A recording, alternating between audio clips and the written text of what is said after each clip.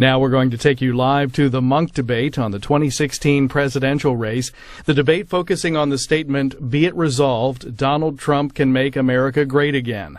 Arguing for the resolution tonight will be former House Speaker Newt Gingrich and syndicated talk show host Laura Ingraham. Arguing against will be former Labor Secretary Robert Reich and former two-term Michigan Governor Jennifer Granholm. The debate to be moderated by Munk Debate organizer Rudyard Griffiths.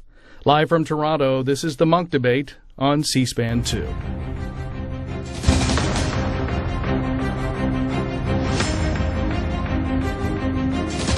Brilliant minds, even mediocre minds, operate better under stimulus. A Canadian is a Canadian, and you can't take away citizenship when someone does. Barack Obama has systematically rebuilt the trust of the world in our willingness to work through the Security Council and other institutions. Anne-Marie. You must not talk to anybody in the world, any of our allies. Whatever you want to call this system, a mafia state, a feudal empire, it's a disaster for ordinary Russians. I think that's the kind of hypocritical argument that if I were Chinese, I'd find quite annoying. But historically, Chinese foreign policy can be described as barbarian management. Science and religion are not incompatible. Religion forces nice people to do unkind things.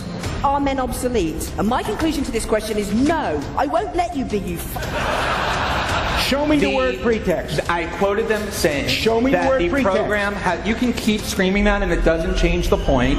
We do not want sympathy. We do not want pity. We want opportunities. It's an appalling slander to me to the Muslim religion. I never said the word Muslim in my fulmination. It was a Muslim-free fulmination. It is that kind of restraint. It is that kind of sober-minded, sensible, intelligent foreign policy that Obama represents. So I guess what I'm telling you is he's sort of a closet Canadian. Vote for him, for God's sake.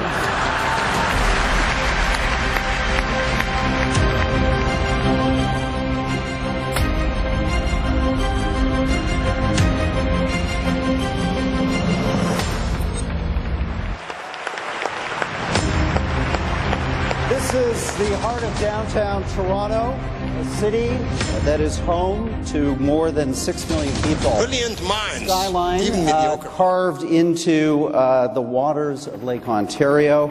And here we are, everyone, at Roy Thomson Hall. Its distinctive exterior design, we know it well, reflective by day, transparent by night.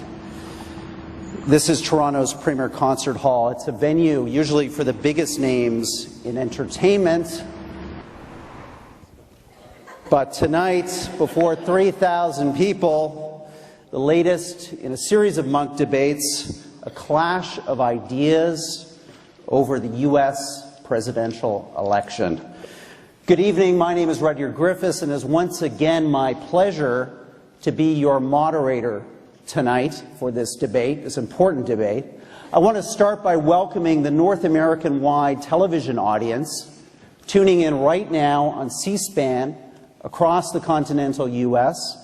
and here in Canada, coast to coast on CPAC.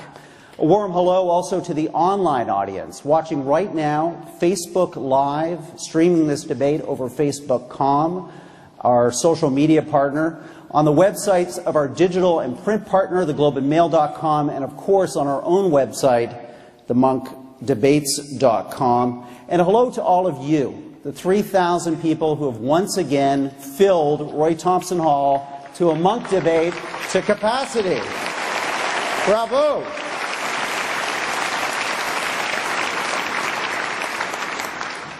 Our ability year in and year out, debate in and debate out, to bring to you some of the world's best debaters, some of the brightest minds, the sharpest thinkers, to weigh in on the big global challenges, issues, and problems facing the world would not be possible without the generosity, the foresight, and the commitment of our host tonight. So please join me in a warm appreciation of Munk Debate founders, Peter and Melanie Munk. Bravo, you guys. Thank you. The real truth.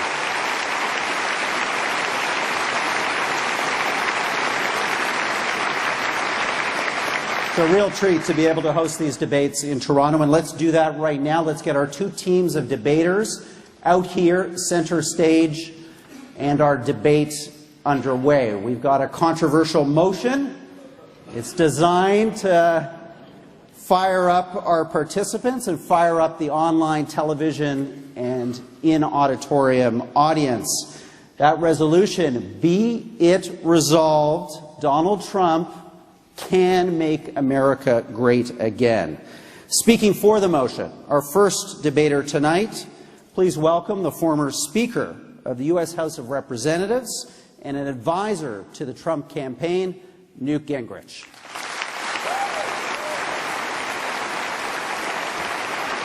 Thanks for doing this.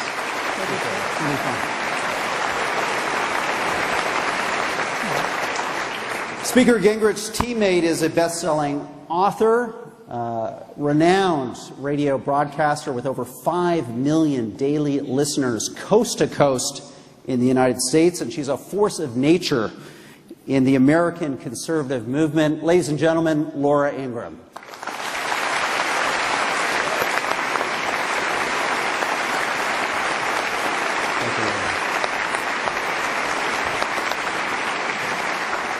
Well, one great team of debaters deserves another, and we have not disappointed you tonight.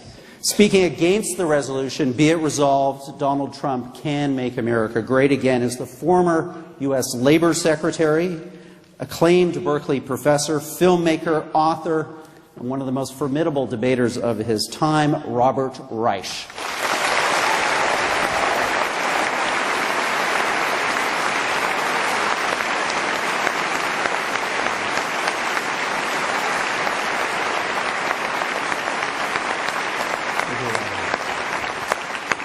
Robert's debating partner, Canadian-born, two-time governor of the state of Michigan, and the co-chair of Hillary Clinton's White House transition team. Please join me in a warm Canadian welcome to Jennifer Granholm.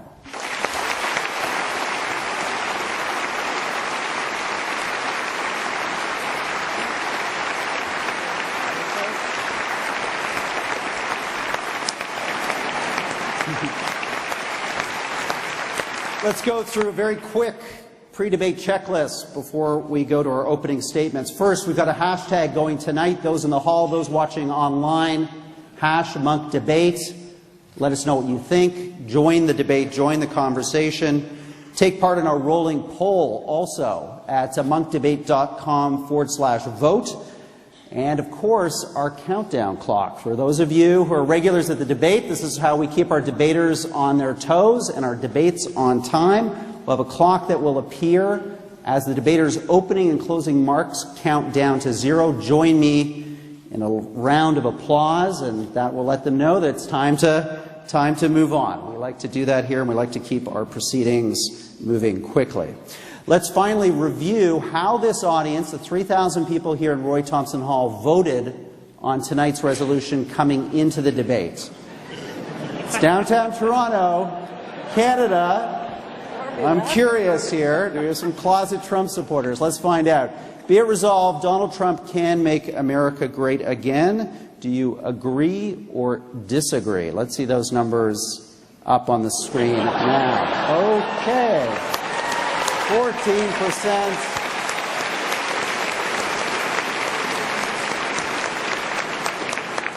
14% agree, 86% disagree. Now, as we ask in every vote, because, hey, look, you can change your mind. You're going to hear a lot in the next hour and a half. There's some compelling arguments here back and forth. So depending on what you hear, are you likely to change your vote over the next hour and a half? Let's have those numbers now, please. Okay, look at that. This debate's in play. 46% of you could change your mind. 54% are decided. But let's just see how decided you are. We're going to begin with our opening statements now. And I'll call on Speaker Gingrich. Your 6 minutes begins now. Well, first of all, thank you all for coming out. And I want to thank Peter Munk for creating a remarkable institution. I was here a few years ago with Secretary Reich to debate economics, and it was really a great experience. This is one of the great debates in the entire North America. And so I'm delighted to be back and have a chance to talk with you. Now, you might have thought that Laura and I would be put on edge by an 86-14 vote. But actually, if you operated as a conservative in the Washington news media, that would be actually a reasonably good ratio. So it doesn't particularly affect us. And I also want to draw a distinction. I would not have agreed to come here if the question had been resolved, the Canadians should relax and not worry about a Donald Trump presidency. I think Trump represents very real change. I think he will aggressively put America's interests first. And I think, frankly, from the standpoint of any other country, that has to raise issues because that's a very different frame of reference than the way we've negotiated over the last couple of generations, and sets up a lot of questions which aren't answered and can't be answered until we live through it. But what I would suggest to you is, in the long run, a very dynamic America that regains a Reagan level of economic growth, 4, 5, 6% a year. An America that is generating jobs and generating rapidly advancing income. And an America which overhauls its infrastructure. And an America which fundamentally reforms its civil service is in fact a better neighbor, a better customer, a better market to sell into, and a better support for national security than an America which continues to decay. And I think part of what you don't feel in Canada is the degree to which the American central government system is decaying. Example, we learned last week that in the Veterans Administration, 1/3 of the calls to the suicide line go to call waiting so you can leave a message. Now just think about that. You're a veteran. You're depressed. You're literally thinking about suicide. It's 2 in the morning. You call a number you've been told will help you. And 1 out of 3 times you get a tape recording. I mean, this is a government level of incompetence that is beyond breathtaking. And you see it again and again in our system. You look at our infrastructure. We are now $19 trillion in debt, and large parts of infrastructure don't work. And there has to be a profound overhaul of our ability to compete in the world market. The Director of National Intelligence staff reported earlier this year that the Chinese last year stole $360 billion in intellectual property from the United States. We have an $800 billion trade deficit. You can't sustain that. And you also can't talk about free trade when your largest trading partner or your second largest trading partner is stealing $1/3 of $1 trillion a year in intellectual properties. And so the requirement to rethink and restructure. Finally, the whole issue of the war in the Middle East. It has been 37 years since the Ayatollah Khomeini illegally seized the American embassy, beginning Iran's campaign against the United States. It has been 15 years since 9/11, when Islamic supremacists killed 3,000 people in the United States. We're not winning. We have spent trillions of dollars, lost thousands of young men and women, had tens of thousands of severe wounds, and no serious person can argue we're winning. And so when Trump says we need to rethink these things, I would argue that he's not glib, he's not a Yale-trained lawyer, he hasn't spent 46 years in public life like Secretary Clinton, but as a crude, rough-and-tumble businessman who had a habit of actually building things and making them work and having projects, I think he has the entrepreneurial drive, I think he has the courage, and I think he has the force of originality that will enable us to start to break through and to literally make America great again. And I think in the absence of very profound change, the United States is going to continue decaying. We're going to become a weaker partner for you. It's going to have bad implications for both of our economies. It's going to have bad implications for both of our national security. And in the long run, in America, where, for example, this year, there have been over 3,000 people shot in Chicago. There have been over 500 killed. Somebody is shot in Chicago every 2 hours. Now that requires profound, fundamental rethinking. We've lost more Americans in Chicago since 2009 than we've lost in Iraq and Afghanistan combined. And if that means we get a rough and tumble guy who at the edges is frankly not a very subtle, not a very glib, not a very sophisticated person, but he may just be like Andrew Jackson, the kind of person you need to break through and actually get the system to work again. And I would argue that's a much better gamble for the future than to continue the current system, the current policies, the current bureaucracies, the current mess in Washington. And that's why I think we have a much better chance of making America great again with Donald Trump.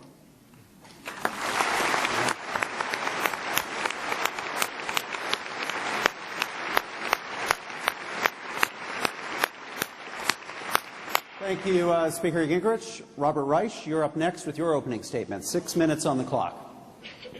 Thank you. I love to debate Newt Gingrich because we agree on nothing. But in a very good-natured way. I've been in Canada now on this trip just for about 24 hours, and I am so reassured to learn that contrary to my fears, the Canadians are not contemplating building a wall between the United States and Canada on the off chance that Donald Trump becomes president and most of us want to come north. But let me just say this. On the proposition, and the fact that 86% of you are with Governor Granholm and me is something of a challenge. We want to get you up to 88 or 90%. But the difficulty of arguing this proposition is knowing where to begin. Honestly. Let me just say something here, and it's very sincere. When you have a lot of people in a society who feel economically stressed, and in the United States, to a lesser extent in Canada, you have a much better safety net in Canada. In the United States, we have a lot of the old working class, a lot of the middle class, lower middle class people who are and have been on a downward escalator for years. And part of that, I don't want to cast aspersions, but part of it I remember because I was Labor Secretary when Speaker Gingrich was Speaker. And one of the frustrations I had, no aspersions at all, is trying to get job training and trying to get more education spending and trying to get infrastructure spending and widening the earned income tax credit, which is a subsidy, a wage subsidy for people at the bottom, and getting a lot of opportunities and recreating equal opportunity, widening the circle of prosperity. But the Republican Congress and the Republicans wouldn't do it. All they wanted was trickle-down economics. The trickle-down economics, you give tax cuts to the rich and you pretend that it trickles down to everybody else. It didn't. It doesn't. It is a cruel hoax. And the net result of those years, or all of those years, in fact, we've seen basically the standoff now for about 25 years. The net result is that you've got a large and growing percentage of Americans who feel, with some justification, that the game is rigged against them.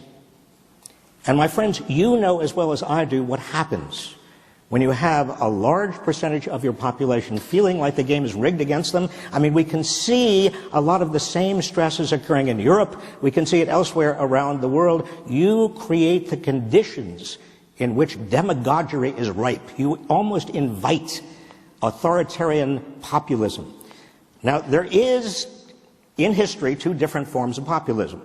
One, I will call authoritarian. Those are the demagogues that want to channel that anger and anxiety and fear and channel it toward scapegoats and want to blame foreigners or immigrants or minority groups. And we've seen in history, this is nothing new, the tragedy of what happened 70, 80, 90 years ago in Europe is still within at least living memory or at least the minds of many of us.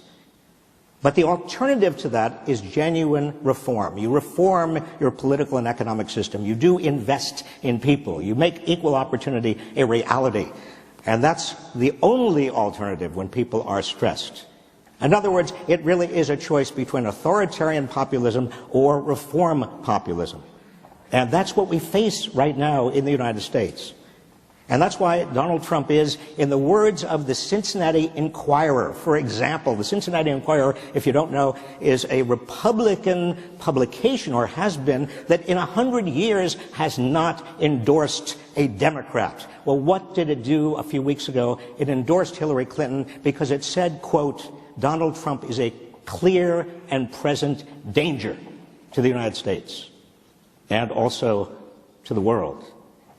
Now, I don't have to do this. In fact, I have about a minute left, but let me just, you know this. This is a man who denies climate change is caused by humans, who vows to cancel the Paris Agreement, who calls Vladimir Putin a stronger leader than President Obama, who says that President Obama invented ISIS, who for years has claimed that President Obama was not even born in the United States, it's an embarrassment, ironically, it's an embarrassment of riches here. Has suggested that the death of Supreme Court Justice Antonin Scalia was part of a plot. He refers to women he doesn't like as fat pigs and slobs, and called a former Miss Universe Miss Piggy. Says thousands and thousands of Muslims in New Jersey celebrated the Twin Towers collapsing. Wants to ban and restrict Muslims from entering, says a federal judge has a conflict of interest in considering a case against Trump University because he's of Mexican heritage. And I could go on and on and on. You get the point. This is demagoguery. This is wielding anxiety and frustration and pointing it at them. This is hate-mongering. This is undermining the social fabric of the United States. So it's not just that Donald Trump is a problem. The problem is that Donald Trump has already poisoned the well. And we've got to, all of us, here tonight and elsewhere, get rid of it.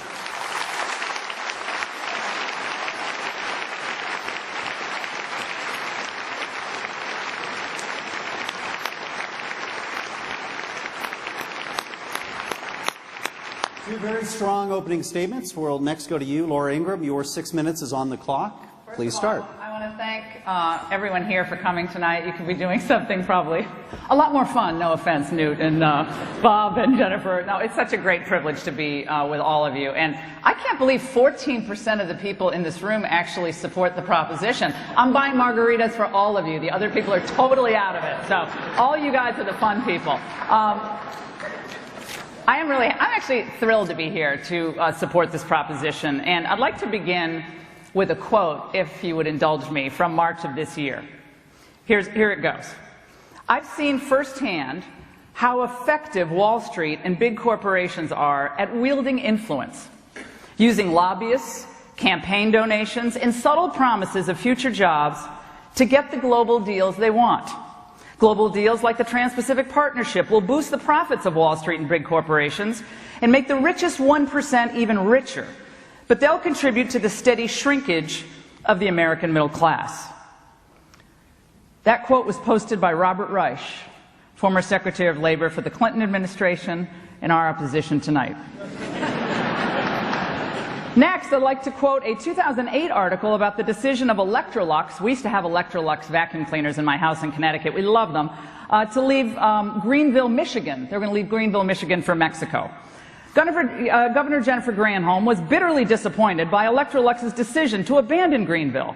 She had promised to persuade the company to stay, assembling a package of more than $120 million in state and local tax credits. The city offered to build the plant.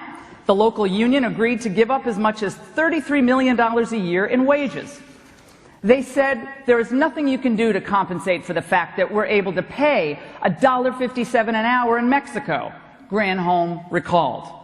That's when I started to say, quoting Governor Granholm, NAFTA and CAFTA have given us shafta. I like that line. I'm using it on my radio show on Monday. Let me be very clear. I didn't quote these statements to embarrass our distinguished opponents tonight. I really didn't.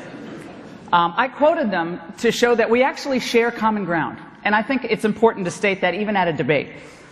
Because lots of folks in Washington complain that we don't have enough bipartisanship and that people from different parties, they can't agree on policies to make the lives of the average Americans better. But when it comes to this issue of globalization, I believe people of good faith on both sides increasingly agree that the current global trading system does not work for blue-collar workers. So for years, people like Governor Granholm and Secretary Reich have warned about the harm that our trade policy is doing to American workers. And some of us on the Republican side, including people like Senator Jeff Sessions of Alabama, have done the same. So we're not asking for protectionism. We're not asking for mercantilism. We're not opposed to all trade. We're simply asking for a system where American workers and businesses in America have a better chance to compete, where it's easier for American businesses to grow and expand and for American workers to actually obtain higher wages. And after all, the United States is the largest and most attractive market in the world, and of all countries, we shouldn't be forced in the United States to enter deals that put our people at a disadvantage. But what's happened? Absolutely nothing, despite the common ground that a lot of Democrats, even people like Bernie Sanders, people like myself, obviously Donald Trump, at this very moment, President Obama is pushing yet another massive trade deal, the Trans-Pacific Partnership that Bob doesn't like, and this is the exact deal that he criticized in March of this year, and he's absolutely right in his criticism.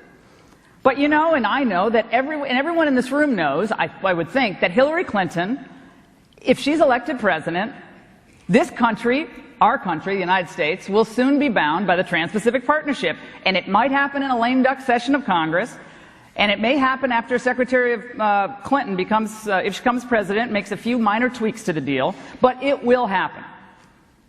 Why are we doing this if this puts us on a path to hurt so many Americans? And I'll tell you why. Because the same people who've kept the same gridlock in Washington for so many years are in favor of it. Because they've always been in favor of the things that benefit them. And it's usually the top 1% in the country, and it's usually big donors, and it's usually big corporations who have really fancy lobbyists who get paid a lot of money to eat fancy dinners in Washington, D.C. and wine and dine everybody at the Capitol. And then along comes Donald Trump. And Newt described him, I think, pretty accurately. He's a rough and tumble guy without any political experience, and he comes out and he calls everybody out on their blankety blank. And he does it in a way that is off-putting, and I think it's frankly terrifying to a lot of people. Because when you mess with their status quo, then they start getting really serious about fighting you. Donald Trump will not be beholden to big donors. He will not be beholden to Wall Street. Wall Street's endorsing Hillary Clinton. Hillary Clinton refuses to show her transcripts at her Goldman Sachs speeches. And I'd like to know why that is. We need a government that represents all the people, from no matter where they come from, no matter what color of their skin. And Donald Trump promises to do that. And I think a system that is... I still think Canadians are nice. We need to break the oligarchy in Washington, D.C. that has dominated the country, restore democracy in which the voice of all the people is respected.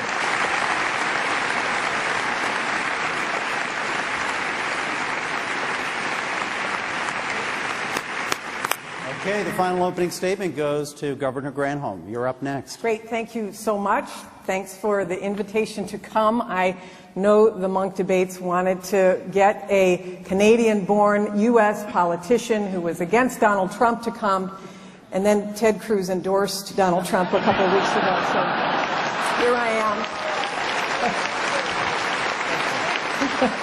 So I want to talk in the vein of Robert Reich, as an apology, really.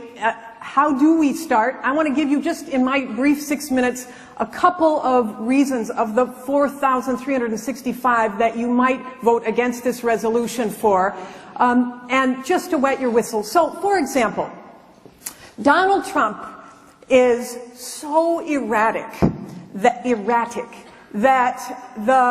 NBC has done an evaluation of his positions and where he has stood. And what they have determined is that of 20 positions, Donald Trump has changed his mind 124 times. On the issue of immigration, he's changed his mind 18 times alone. He would be a danger as president, not just because he's erratic.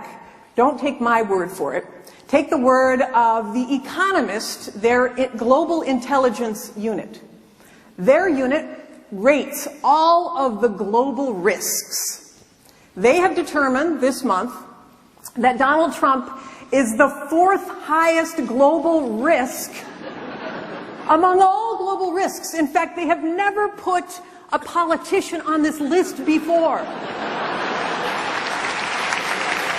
So why is this? Well, because they say that his language about the Muslim world is God's gift to ISIS recruiters. In fact, Matt Olson, who's the former head of the counterterrorism agency in the U.S., has counted the number of times that he has been able to find that ISIS is actually rooting for Donald Trump to be president because he really is there. It gives them an ability to recruit. That is a danger. He's a danger because, as Secretary Reich said, because of Putin. And that's not just because he says Barack Obama or Vladimir Putin is a better leader than Barack Obama.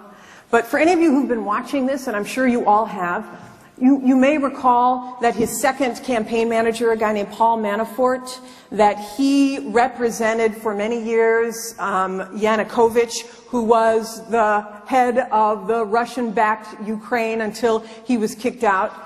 And when he was the head of Donald Trump's campaign during the Republican convention, his campaign went in and removed from the Republican platform a provision that was a standing provision that said that the United States would go in to defend Ukraine in the case of a Russian incursion. He also has said that among his foreign policy advisors is a guy named Carter Page, who is a U.S. businessman who does a huge amount of business in Russia, and who this week, it was determined by Yahoo News, they reported that he is under investigation. His foreign policy advisor, Donald Trump's foreign policy advisor, is under investigation by United States intelligence agencies because he apparently is having conversations in Moscow about lifting the sanctions against Russia in the event of a Trump victory. We know that Donald Trump has overtly called upon the Kremlin to hack Hillary Clinton's emails.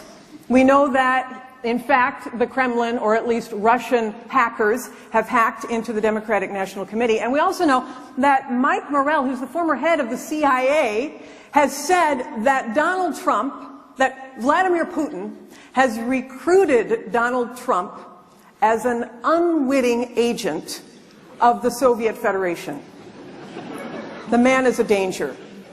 He's also incredibly deceptive, and I know we'll get into this tonight, but we know, I'm sure you have been following this, that he's a con man, right? He's got Trump University, Trump Mortgage, Trump you name it, trying to separate the people he claims to represent, the everyman, right, the little guy, from his money. We know that he is a chiseler because he's involved in 3,400 lawsuits, many of which are from contractors who sued just to get paid, people who built the bases for his slot machines in his casinos, people who served his clientele as bartenders and as waiters have had to sue him just to get paid. So we know that. We know he's hiding something because he's not releasing his tax returns. A 40-year tradition of doing so in the United States, that presidential candidates release their tax returns so that we can see whether there is any conflict. We know that he is a liar because the news agencies who evaluate candidates, PolitiFact, Fact Checker, these are objective entities. They've evaluated Donald Trump's statements like they do everybody else's. And they have found that of all politicians that they've evaluated, Donald Trump is by far the biggest liar. USA Today in saying don't vote for Donald Trump, first time in USA Today's history that they've taken a position in the presidential race, said he's a serial liar. 78% of the statements that PolitiFact and the fact checkers have looked at were lies. The man is untrustworthy.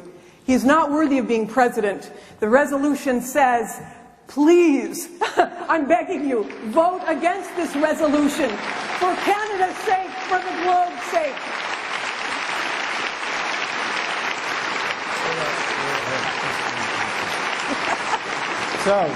Terrific opening statements. The table is set. We're now going to go into rebuttals, and I want to hear from the pro team first. Then I'm going to go to the con team. Speaker Gingrich, I'm going to start with you. Put a couple minutes on the clock.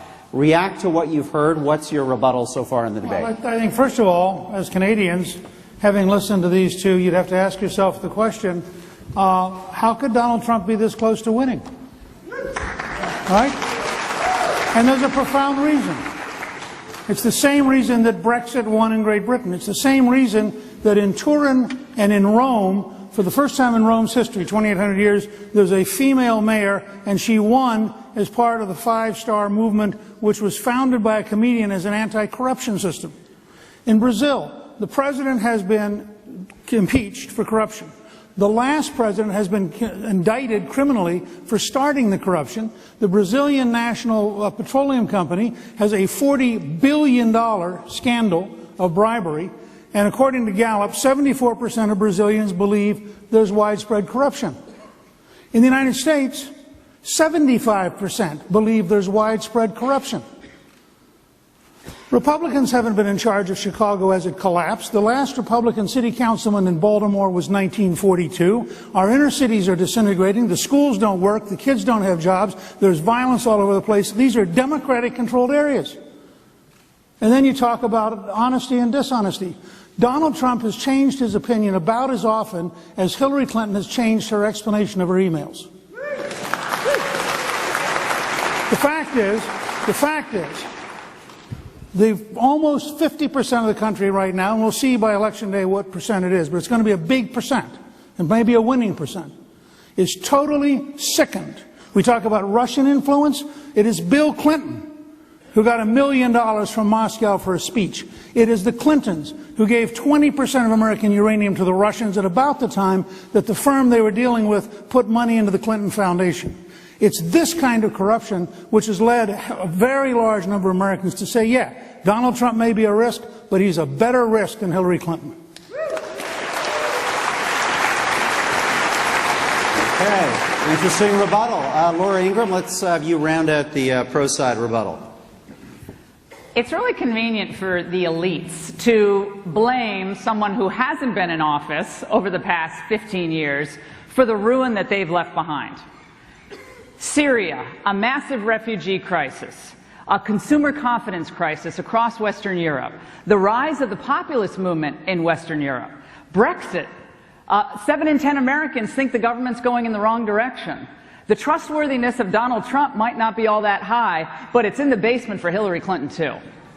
She is the former Secretary of State of the United States of America, who in her first trip to Russia, with all of her experience, could not even get the translated button right when she handed it to Sergei Lavrov, the foreign minister.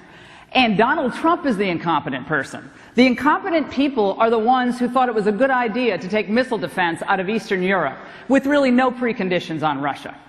And I'm just delighted, I'm thrilled, as someone who lived in the former Soviet Union for a time, I'm delighted to hear that Democrats are finally concerned about Russia.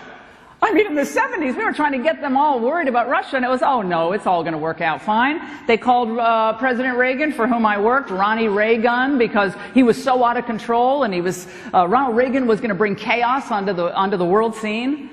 You know what the clear and present danger is to world stability right now? America in decline. And 4 years or 8 years of Hillary Clinton promises the same policies that we've seen over the same 8 years, last 8 years, that have been nothing but flatlined U.S. economy, a negative and pessimistic view of government coming from the people, massive trade deficits, China on the rise, as America falls into despondency. You want to know a clear and present danger? It ain't Donald Trump. It's America in decline under Hillary Clinton. Thank you.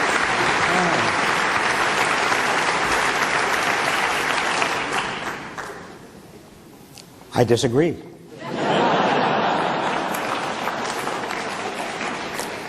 I mean, for example, Laura, you said that Hillary Clinton is indebted to Wall Street. Well, Donald Trump is not indebted to Wall Street because Wall Street won't give him any more loans. You know, he's declared bankruptcy 4 times. Where is he getting his money? Where is he getting his money? Could it be, perhaps, from Russia? With regard to trade, look, I was there. I implemented the North American Free Trade Act. And thank you. And NAFTA, to my way of thinking, did not have adequate labor or environmental protections in it. It's the best deal we could get. But let me tell you something else, and that is that free trade is not itself bad. The problem is that if we do not have, and the United States does not have, mechanisms in place to ease the adaptation of workers who get hurt by the loss of jobs because of trade or because of technological change, if you don't have job training, if you don't have education, if you don't have reemployment insurance, if you don't have anything in place, then obviously those workers are going to be stranded. The problem is not trade. The problem is lack of adjustment mechanisms for the people who get hurt by trade and by technological change.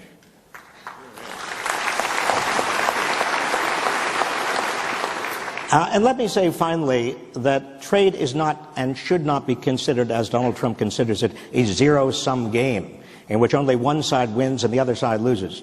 Trade at its best should be a positive-sum game.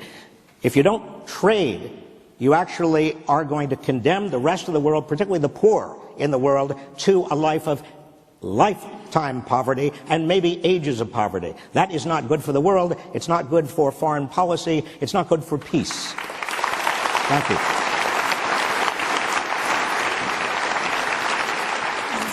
So, Laura quoted my huge anxiety over the loss of Electrolux in Greenville. You got the quote almost right. It's NAFTA and CAFTA have given us the SHAFTA, as they have been enforced. And the question for us is, and Ontario has seen its share of lost manufacturing jobs as well. And the question is, who is in a better position to create industrial clusters, to go after advanced manufacturing, to really make the investments necessary to make our region irresistible to those who would create jobs here? Who is in the best position to be able to be smart enough to do the right kinds of partnering and investments? Is it somebody who said the other night at the debate that when asked why he was not revealing his taxes, maybe it's because he doesn't pay any federal taxes, and he said, that's because I'm smart. That's because I'm smart. Somebody who is being guarded at this moment by Secret Service agents who were paid for by federal taxes. Somebody who uses airports with his big jet that is paid for by federal taxes, whose limos drive on roads that are paid for by federal taxes, but who cannot himself see fit to contribute in any way to the commons. This man, they talked about corruption. This man has manipulated the laws to his benefit his entire career. If you want to have somebody to bring jobs back to the United States, you don't rely on somebody who is outsourcing his jobs to manufacture stuff in China and in Mexico and in Turkey and everywhere else. He is not the model that we need to bring the change that we require. Look, thank you, Governor. Very strong opening to the debate. We're now going to move into the moderated portion, more free-flowing discussion. And I want to start off by picking up, I think, the major theme of the first half hour of the debate, which has been this idea, you mentioned it, Laura, of an America in decline, and Trump as a manifestation of this. And let me start with you, Robert, which is to hear why, in a sense, Clinton isn't, in your view, the status quo that Laura and Newt are condemning, therefore proposing that Trump is the solution in the absence of a disruptor on the Democratic side of the ticket. Well, disruption for the sake of disruption is not what America or the world needs. I mean, Franco, Hitler, Mussolini, Stalin, they were all disruptors. What we need is a fundamental reformer. I've known Hillary Clinton, by the way, for 49 years. And if you can keep it in this audience, I'll tell you something. I met her, I went out on a date with her in 1967. And I blew it because I could possibly be the first gentleman of the United States. I have known her always as a woman of extraordinary principle, a person of deep, deep commitment to social justice, a person who has worked so hard over the last 30, 40 years to improve our society. To me, even mentioning the word Donald Trump or the name Donald Trump in conjunction with Hillary Clinton is absurd.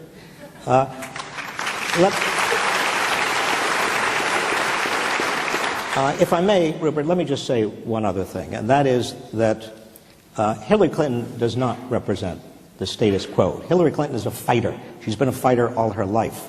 I was there in the White House when she was fighting, for example, health care reform. And who was she fighting? She was fighting the Republicans, who she has always been fighting. I have been fighting. We have two parties in the United States. One is a party about the future. The other is a party that wants to go negative, go backward, and we cannot any longer afford. Let's bring in the other side to respond to that point. Laura, you brought it up, this notion of decline, Trump being a manifestation of change, difficult change, controversial change, but you believe change is necessary, regardless. Well, first of all, Robert mentioned Hitler, Mussolini. Did you throw in Stalin and Pol Pot? I lost track. I definitely threw in Stalin. Okay, Laura, not to suggest that Donald Trump let me talk, and then you company. can actually get your time again. But look, this is what happens in a substantive conversation about the future of America, where substantive issues really kind of fade away in the background, and the conversation just moves to personal attacks or the most outrageous adjectives or, Trump's crazy, Trump's... And before you guffaw in the audience, let me just say this. Trump could go away tomorrow, and maybe it all clap and strike up the band, and I understand that, but Trump could go away tomorrow, and the carnage that has been left behind between the established cabal in Washington, which is comprised of Democrats and Republicans, not just Democrats or not just Republicans, but both of them, that status quo, which has left America behind and left the working class infuriated, that's still going to be there. So for all of Bob's, walk down memory lane about Hillary, I'm sure she's a wonderful person and she was a great person to know and date and all that. But that's not really relevant, because for the last 3 decades almost, she's been in public life and has almost nothing to show for it. That might sound harsh, and I'm sorry.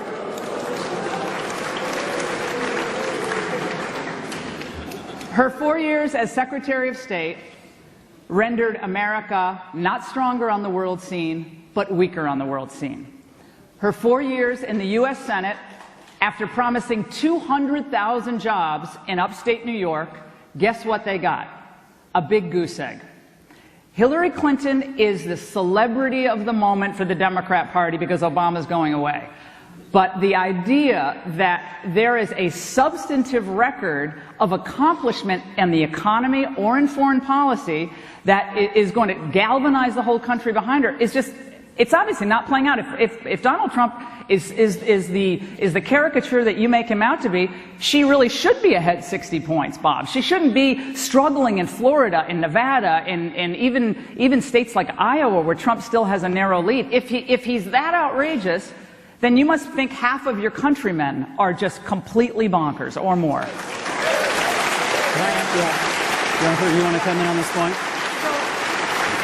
I want to stay on this topic of decline and how the candidates, let's just stay on track here. Yeah, I beg the question to begin with. Good. Well, our unemployment rate in the U.S. is 4.9%. It's less than half of what it was when Barack Obama took over. We've had 15 million jobs created since February of 2010 at the end of the recession.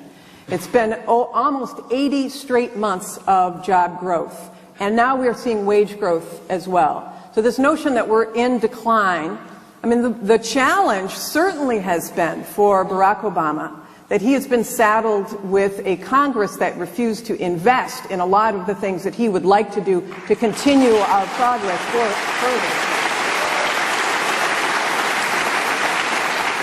But I would say this, Donald Trump would shove America into the cellar of international esteem so fast. Believe me, the idea that he's got now people on his team that have given sort of oxygen to this dark underbelly. It's not everybody, certainly on the Republican side. It is a swath. But that swath of the electorate who is animated by this alt-right movement, that where you go to Donald Trump's rallies, and they have the most horrific signs and chants, words we cannot even describe here, that you would be absolutely mortified by. And it's perfectly common at his events. The idea that he and that the people who are running his campaign, who run this Breitbart news site, which is the home of this alt-right, which is a white nationalist movement, the fact that they have trumpeted this America Firstism as though that's the rise of America, when that America First movement is a movement that started right during World War II to convince America not to engage against Hitler, when it has been seen now as a spin-off of this white nationalist movement, that would put America into decline. So yeah, the world is complicated. And there are complicated things happening in the Middle East. But what has Donald Trump said that he would do? He said that he would contemplate disengaging from NATO, or at least not going to the defense of countries that haven't contributed their fair share, sort of upending the world order post-World War II. I want to get to international affairs in a moment, and that will be part of this debate. But to come to you, Speaker, just have you respond to the governor here who's saying, look, America is not in decline, but Trump is taking us there. There are two different parts of this. I mean, one is the left-wing fantasy that you have to invent some new horror in order to hide from reality. The fact is, as Nick Eberstadt, a very famous demographer, reported on Labor Day, 10 million men have dropped out of the job market. They're not unemployed. They're gone. They're not looking for work. They don't care about work. They're playing computer games or whatever. The fact is, right now, the opioid epidemic has gotten so bad that for the first time since the development of the mass-produced car, there's a new cause of death larger than automobile wrecks, and it's opioid addiction. Literally more people die today because the underclass of America, the collapse of belief in America, the whole sense of what's going on has led to an epidemic of a combination of Mexican heroin and Oxycontin, which is a horrifying system. Third, Gallup reports 25 million people have dropped out of the middle class under this administration. 25 million who were middle class are now dropped out. Now, this wasn't Donald Trump's fault. He wasn't in charge of the presidency. He didn't spend almost, how much money was in the original huge package in 2009? How little of it went to infrastructure? How much of it went to paying off various political allies? And finally, you talk about investments. They gave, what, $557 million to Solyndra for solar power, and it went bankrupt. In your home state, or second home state after Canada, they invested in a battery company which went bankrupt and was promptly bought by the Chinese. You can go around case after case after case. So I think it's a bit much to suggest that there's some extreme group over here on one side that America is going through three parallel revolutions. They're going through all the people who are drifting towards Trump. They're going through all the people who are drifting towards Sanders, and they're drifting. And there's a Black Lives Matter rebellion among younger blacks who are sick and tired of having been lied to and having nothing happen that improves their lives. All three of those are occurring simultaneously. None of them are Donald Trump's fault. They are manifestations of an establishment that has failed, that is corrupt, and that cannot deal with reality. Let's give Robert the rebuttal on that. I think there is an important kernel of truth to what both of you are saying, just a kernel, with regard to the hopelessness and despair and anger and anxiety and frustration faced by many people who used to be in the middle class. And even though the economy is improving, and I think we have a lot to be grateful for, that underlying structural problem that it started 30 years ago is still very much with us. But I think we are now reaping the whirlwind of failing to invest in people, failing to invest in education, failing to invest in infrastructure. We're reaping the whirlwind of failing to provide the kind of security that people need in order to go on with their lives. We have made a fetish, and that fetish has come directly, and I don't mean to be partisan, Newt Gingrich, Robert. But it starts... But I was there when you became Speaker, your contract with America. You know, that deregulation, trickle-down economics, that austerity economics, do you know what has happened to America because of it? Well, a lot of the despair, a lot of the shrinkage of the middle class is at your feet and the feet of some of the people you brought in.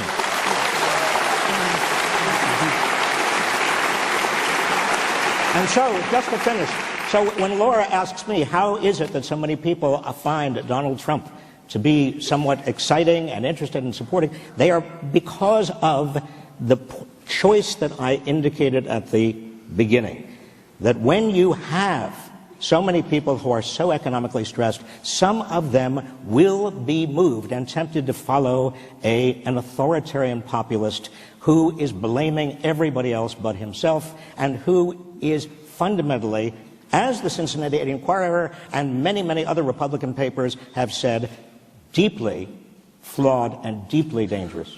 Can I respond? Okay. And then I want to bring Laura on this. Robert's going to let me just say two things. We just did a conference at the Brookings Institution on the 20th anniversary of the Welfare Reform Bill. The largest decline in children in poverty, the largest taking children out of poverty, occurred after the Welfare Reform Bill moved people from dependency to work.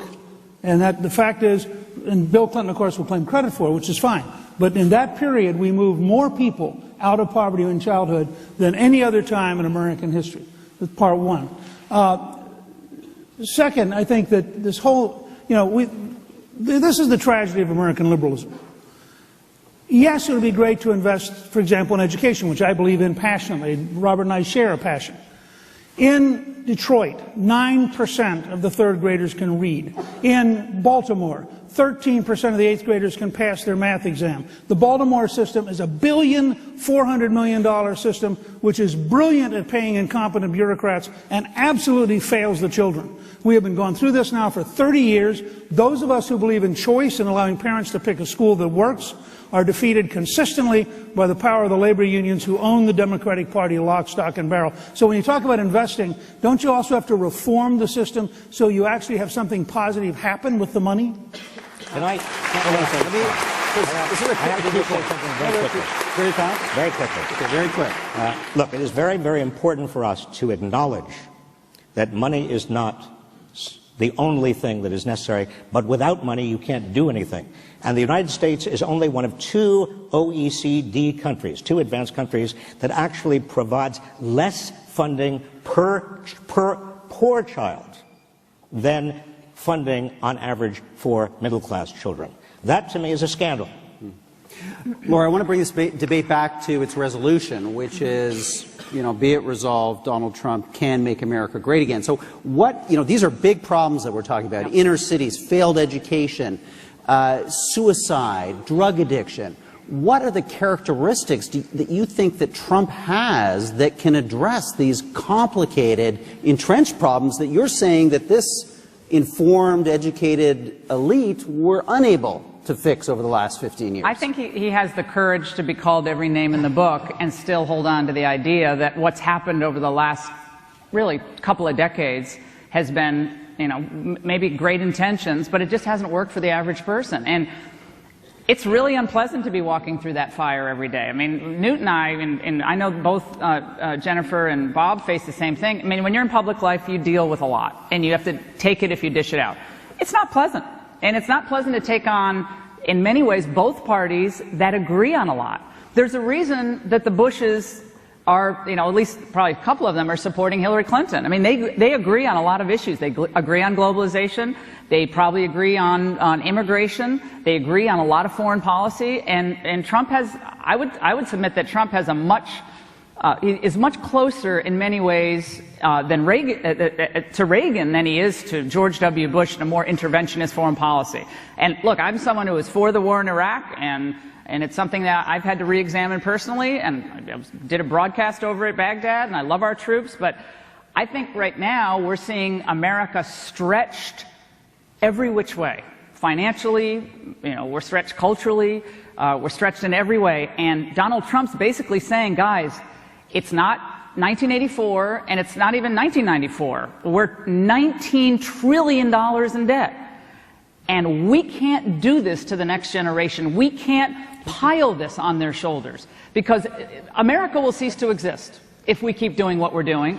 I have a new way forward. I have a new way forward, and it is not going to be easy. So when he says that, it can happen, relatively, of course it can't happen fast.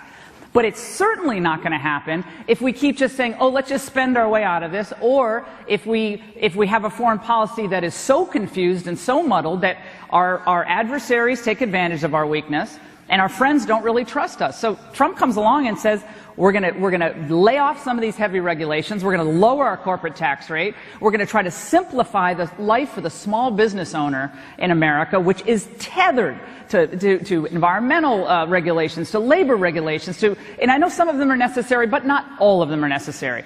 And he's trying to streamline that with a little bit of common sense. And I don't think as partisan as a lot of people would make him out to be. I think he's much more of kind of a common sense kind of pragmatist guy. And frankly, if he gets into the White House and he fails, they'll throw him out in 4 years, because the people are very impatient right now for real change. No, I want Jennifer to come in on this. We haven't heard from her in a little while, okay? Because I totally get the deficit issue, but what he has proposed, according to objective evaluators like the Tax Foundation, would increase the deficit by $5.3 trillion because of the tax cuts to the rich that he is proposing. And to your point about doing something about OxyContin or about investment in schools, on his website, the policy that he has about education is basically to cut 70% of funds from public schools across the country, 30% from the Department of Education, and put it all into vouchers, which help the private institutions, but the public institutions, of course, are left wanting. You put at risk the 22 million students as a result. So my point in saying this is that I totally understand what you're saying, and I understand from a Republican point of view why you would say that. Those are the intellectual arguments that you guys have been making a lot. The problem is the policies that he is proposing do not address the issues that you are raising. And if I can...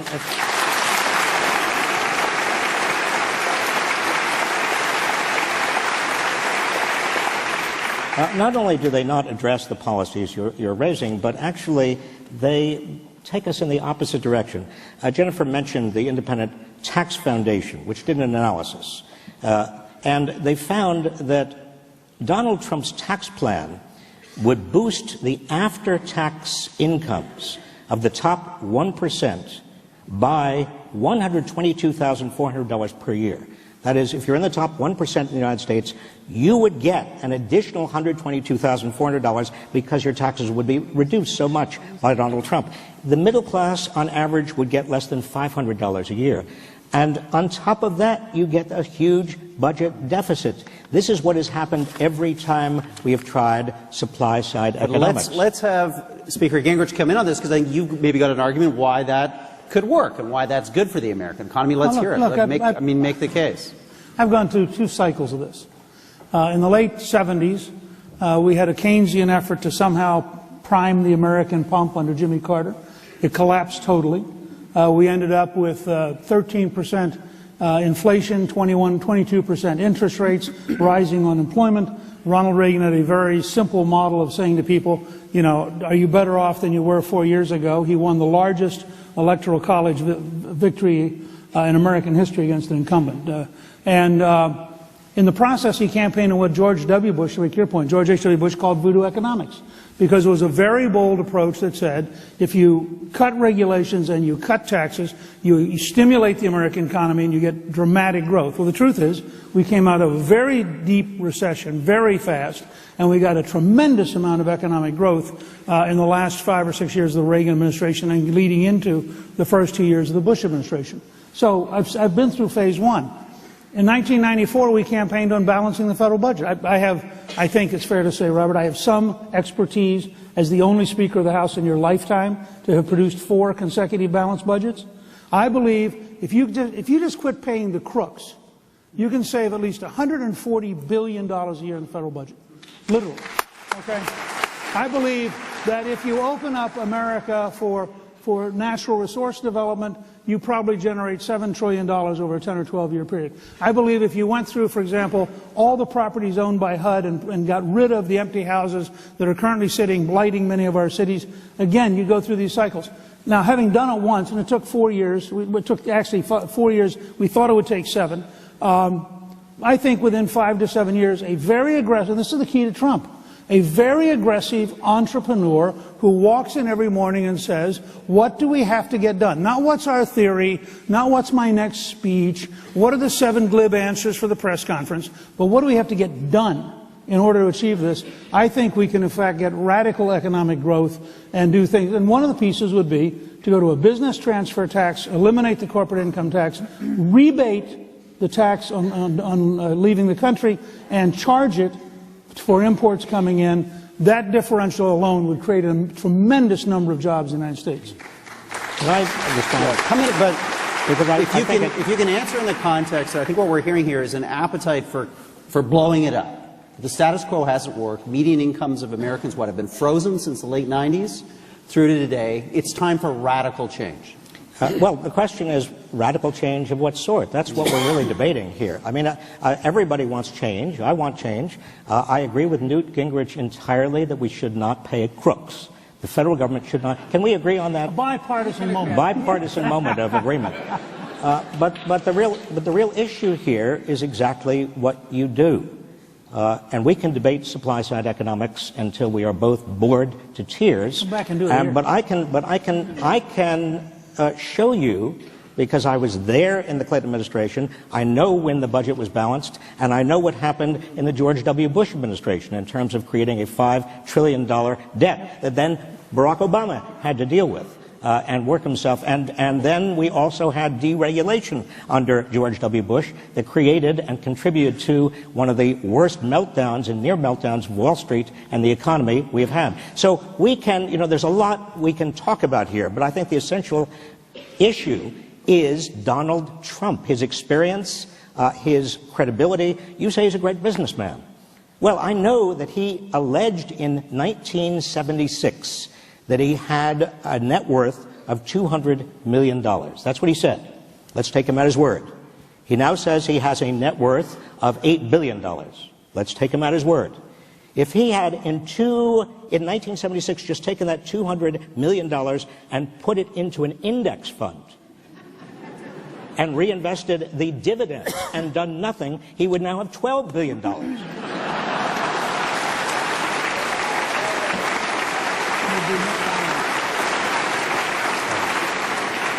That's not what I call a great businessman. Well,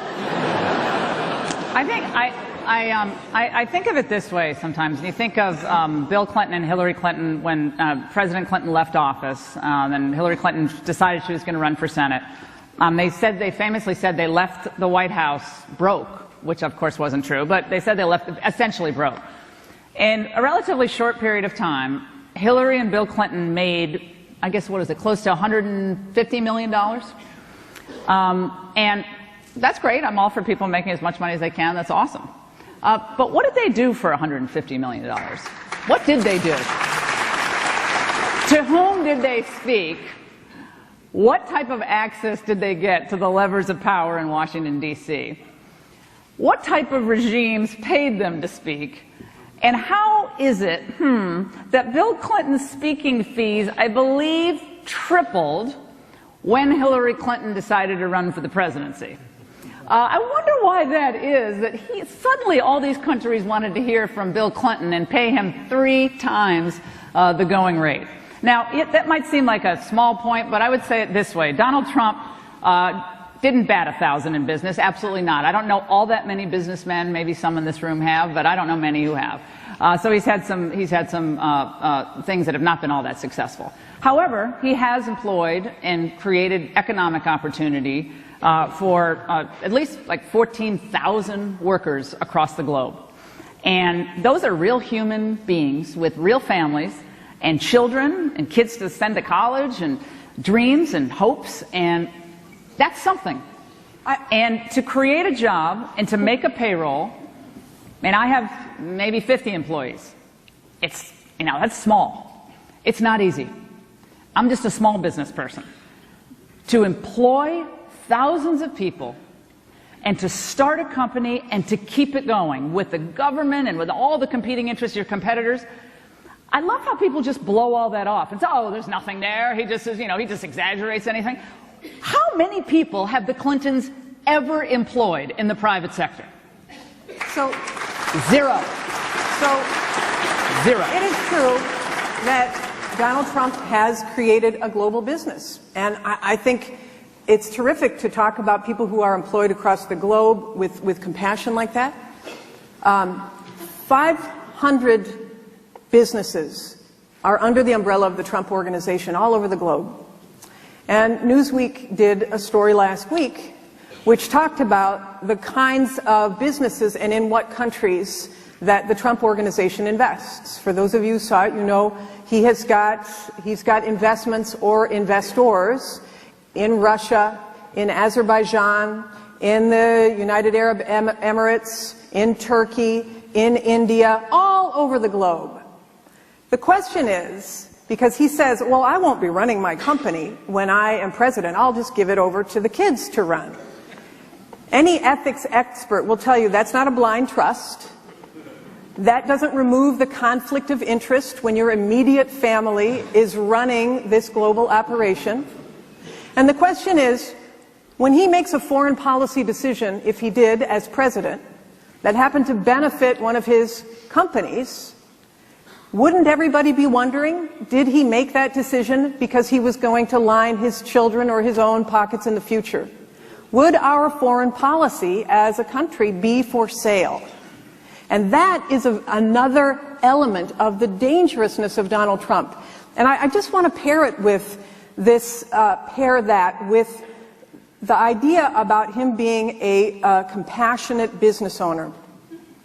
I mean, here's a guy who, at Mar-a-Lago, his resort in Florida, always has international workers coming because he says he can't hire people locally. He, in Trump modeling, recruited a bunch of international models to come and work in the United States, and his organization coached them on how to lie to the immigration officials. This is a guy who is a steadfast, put up a wall, send them out guy, and yet his personal life and existence has completely gone in the other direction. So to this resolution that we are debating, can Donald Trump make America great again? It is difficult to imagine a guy making America great again when everything in his personal life reeks of hypocrisy based upon what he's saying today. I completely understand. Okay. So let's, I'm really conscious of our time here. So what I'm going to do is we're going to wind this up by having Speaker Gingrich explain why the personal isn't a reflection of the professional. I'll give you a very quick last word, Rob, and then we'll go into closing statements. I think the chutzpah of a Clinton supporter worrying about conflict of interest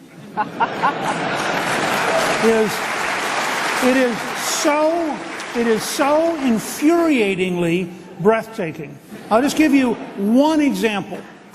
Under Hillary Clinton, the U.S. State Department lobbied the Haitian government against raising the minimum wage from $3 a day to $5 a day on behalf of people who happen to have given to the Clinton Foundation. Now, this is a level of disgusting mixing of government and personal wealth and corporate, this whole thing, for anybody who's for Hillary Clinton to raise the concept of conflict of interest shows a capacity for schizophrenia that is stunning.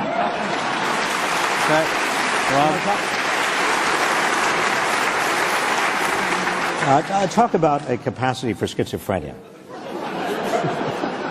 The idea that somehow the Clinton Foundation is a bad thing, or that somehow it can be compared with Donald Trump's worldwide efforts. Clinton Foundation has done some very good things. It is a charitable foundation. It has a track record that is extraordinarily commendable. The second, Laura, your notion somehow that Donald Trump has created jobs, do you have an expression here in Canada called stiffing? That is when you don't pay somebody? Do you know that the landscape of America, in fact, the world is littered with people, with contractors and employees who have never been paid but are owed by Donald Trump, have been stiffed by Donald Trump? And when you say that somehow Donald Trump has created jobs but the Clintons haven't, the Clintons have both been involved for most of their lives, and I have seen it and I've experienced it and I've worked with them in the public sector. And in the public sector, Bill Clinton, as president, created presided over an economy because of his policies that created 22 million net new jobs in the United States. That is not insignificant. Okay, now wait a second. Speaking of breathtaking. Now, you're saying that Hillary Clinton, the feminist icon, my first book was called The Hillary Trap, by the way, so that was back in 2000, but that feminist icon, we're supposed to judge Hillary Clinton's plan for the economy, Robert, from her husband's record on the economy? Because I thought women stood for themselves. I thought, come on. I thought women, let me finish. I'm a woman, and let me finish. No. Men aren't going to interrupt me. Men are not. No. Just one little parenthetic. One little parenthetic. Can I please finish? Can I please finish my statement? I've never interrupted you in this debate. I've never interrupted. This is what happens when you cut to the bone with a liberal. They always start to cry foul.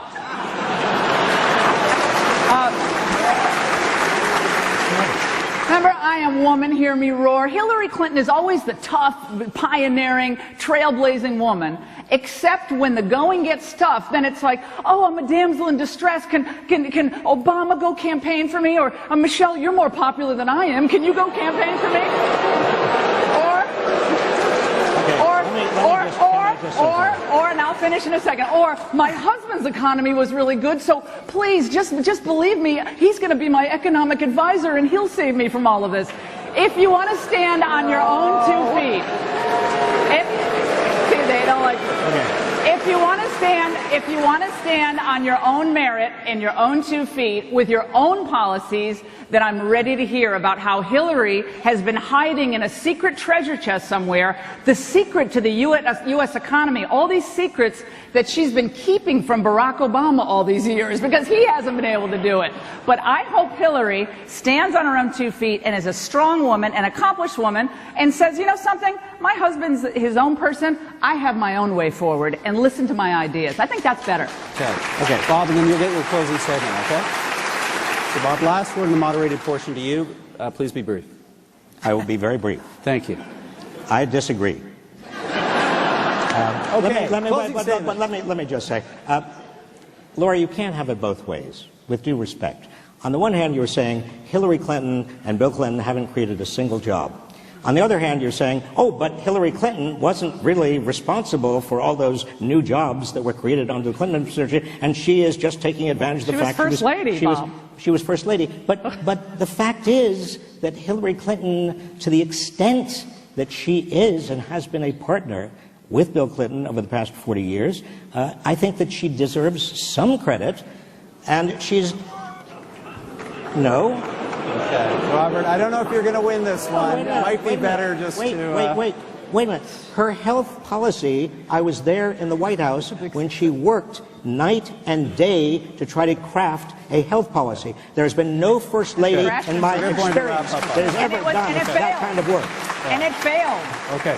We're going to move to closing statements. We want to be conscious of the time, so we're going to do this in the reverse order, and that means, Jennifer Granholm, you're up. You've got 3 minutes on the clock. So I totally want to lighten it up a little bit. So in honor of tonight, I have constructed an ode to this Munk Debate and to sanity in the U.S. elections. So, with apologies to Dr. Seuss. So Bob and I have spoken tonight against the resolution. America's already great. Trump's not the solution. While many Canadians believe him a chump, Americans will not elect a President Trump. If history's any guide, please don't despair. We've never had a president with that color hair. So sad. Newt and Laura have not yet come to grips with the reality of the Trumpocalypse. Ponder for a moment Trump's psychology. His whole rationale for running is he. You ask, why does his bluster seem so sure? Is it because he's so insecure? His language so forceful? His words so bold? He seems super strong for a 7-year-old? Manipulated by flattery, goaded by tweets, his hand near the launch code when he overheats. He insults our allies, and when he's done, he's bromancing Putin and Kim Jong-un. Now, we could care less that he's twice divorced, but we do care about the jobs he's outsourced. He boasts, I'll bring back the jobs that were let go, but he makes stuff in China and Mexico.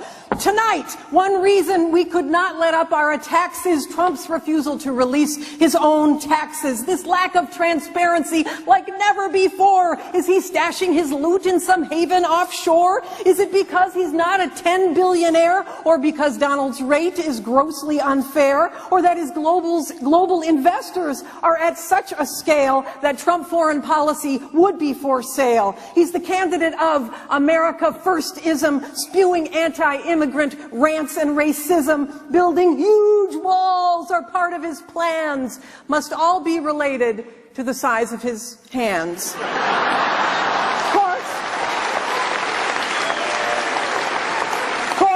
that wall will block bad guys from Mexico. Weird. There are no bad guys here in Ontario. And his issues with women and what it reveals seems he likes us thin in tiaras and heels. Punish the women who exercise choice, criticizing the sound of Hillary's voice, bleeding out bile like a bloviating blowhard. I think it's time to play that woman card. So, no pressure tonight. Vote as your conscience dictates. The election just turns on the outcome of the Munk debates.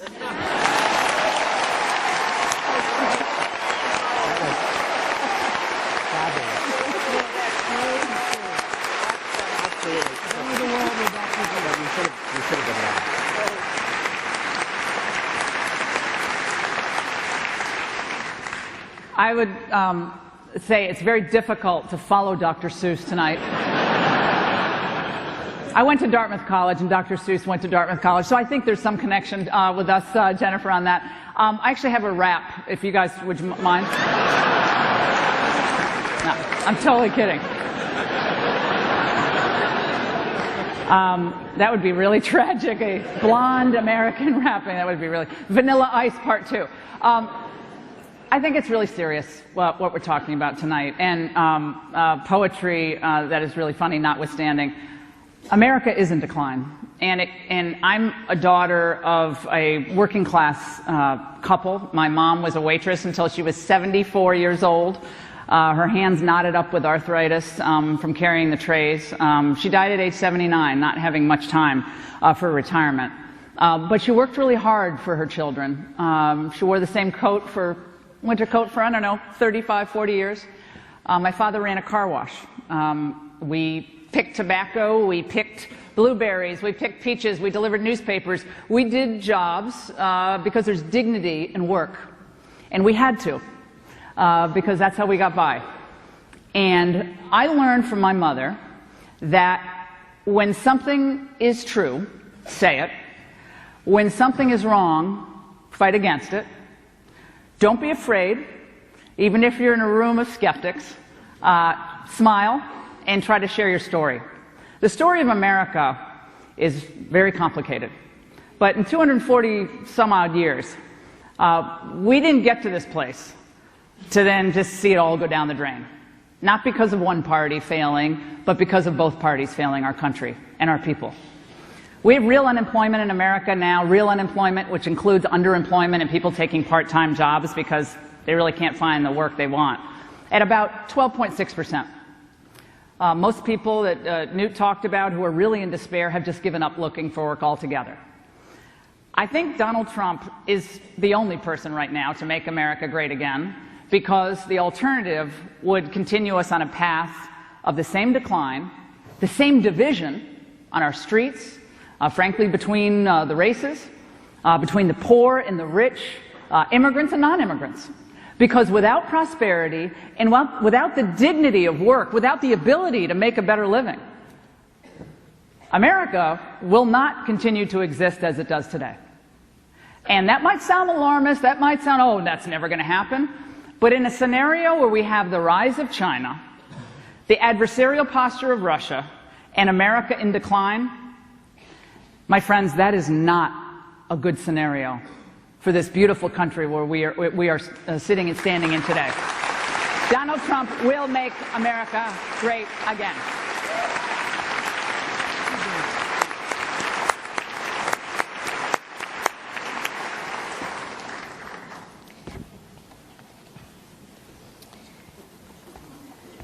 Well, as you can see, the 2016 election has worn me down.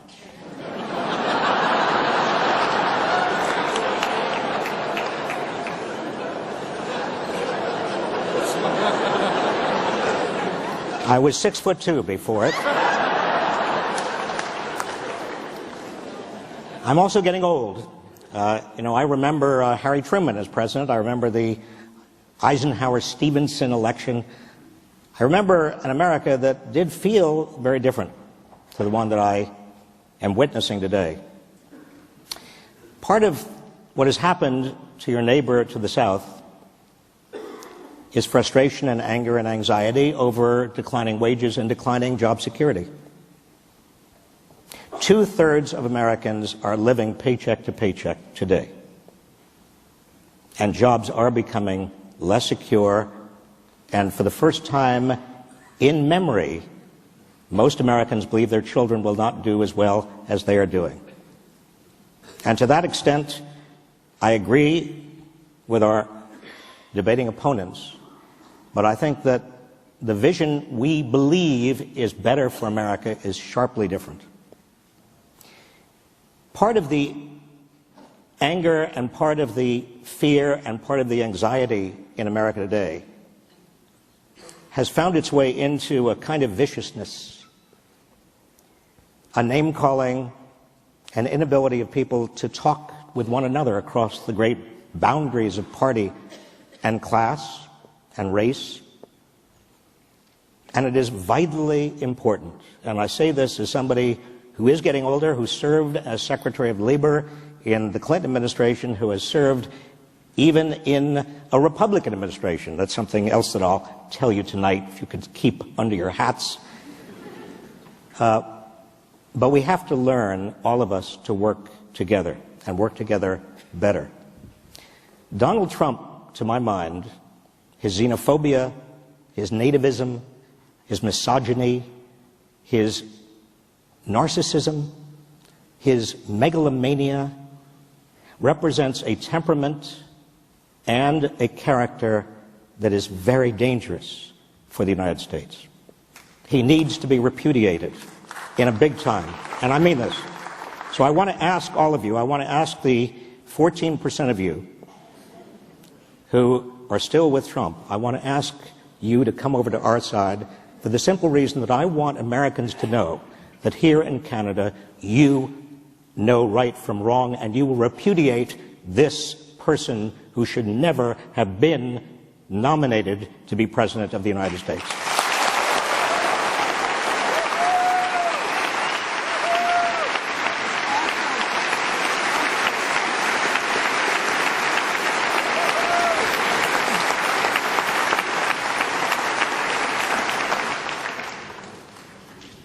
Well, first of all, thank you. It's been a lot of fun. I think you can tell that all four of us like to live in a world of words and are fairly good at it.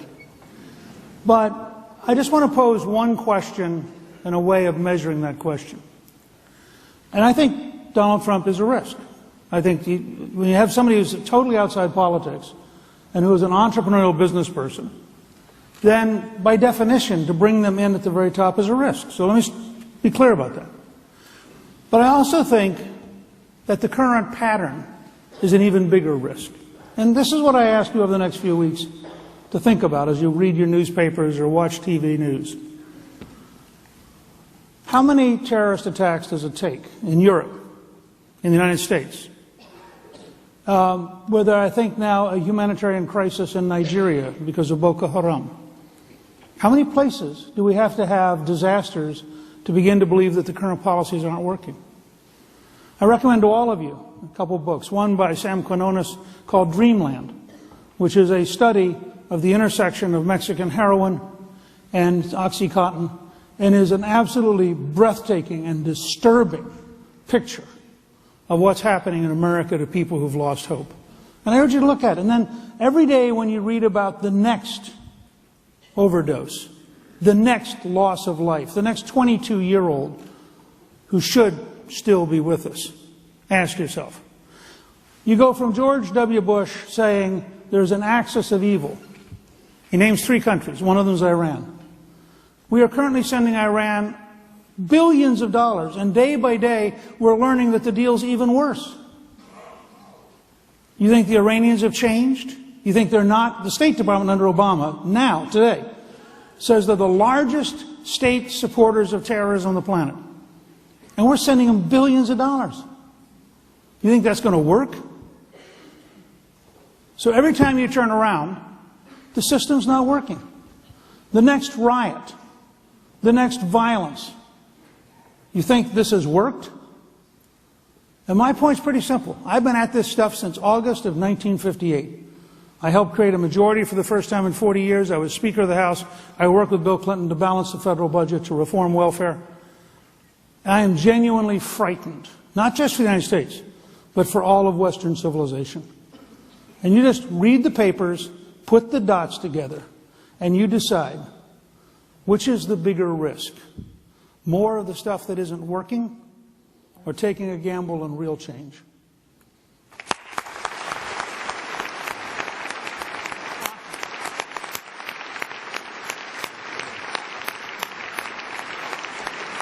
Well, ladies and gentlemen, we began the week with a pretty, let's face it, uninspiring, less than terrific debate. Let's hope the next 2 are better. But we've ended the week. We've ended Friday with a debate on U.S. politics that I wanted to watch on Monday, and you gave it to us tonight. Please, let's thank our debaters for a fantastic. Oh, well, thank you, guys.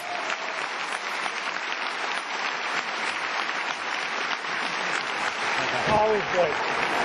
Done it. Oh, really fun. You're hilarious. Oh, my God. You're so funny.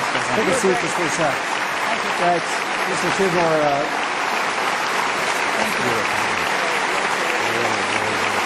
Thank you, everybody. That was a great debate. So, we have a luxury tonight. We don't have the responsibility of voting in November, but we get to cast a ballot now. All 3,000 of you in this hall have a ballot. You received a second ballot on your way in. Remember the drinks, I promised you. The margaritas for the 14%. You're going to have the opportunity to think about your vote. We're going to quickly take a look at what the results were at the start of the evening again.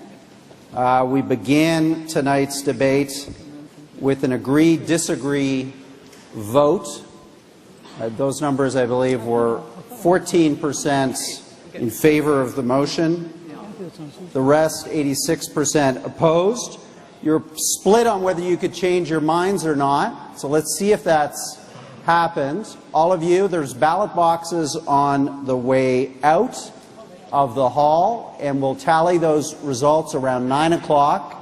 For those of you watching this broadcast right now on C-SPAN, CPAC, and elsewhere, the results will be on our social media feeds also shortly after 9 p.m.